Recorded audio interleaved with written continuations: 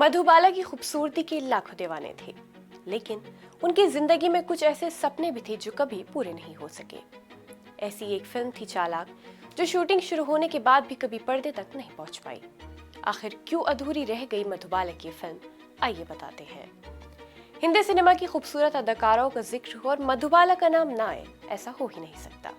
उनकी मासूमियत, खूबसूरती और मुस्कान आज भी लोगों के दिलों में बसी है।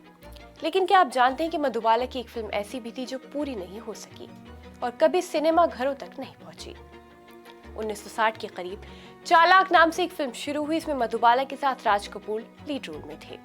इस फिल्म को डायरेक्ट कर रहे थे जे के नंदा। मधुबाला इस प्रोजेक्ट को लेकर बहुत एक्साइटेड थी और इसे पूरा करना चाहती थी। शूटिंग अच्छी चल रही थी और करीब 10 रील्स शूट हो चुकी थी। अचानक उनकी तबीयत बिगड़ने लगी। उनको पैदाइश से ही दिल की बीमारी थी, यही उनके लिए मुश्किल बन गई। एक बार तो वो सेट पर ही बेहोश हो गई और डॉक्टरों ने सख्त आराम की सलाह दी। इसके बाद 6 साल तक वो घर पर ही रहीं। फिल्म की रील सेट पर धूल खाती रहीं। 1966 में मधुबाला ने फिर से शूटिंग करने की कोशिश की। बीमारी के बावजूद वो सेट पर पहुंची, लेकिन शरीर ने साथ नहीं दिया। दोबारा बेहोश होने के बाद काम बंद हो गया और फिल्म अधूरी रह गई।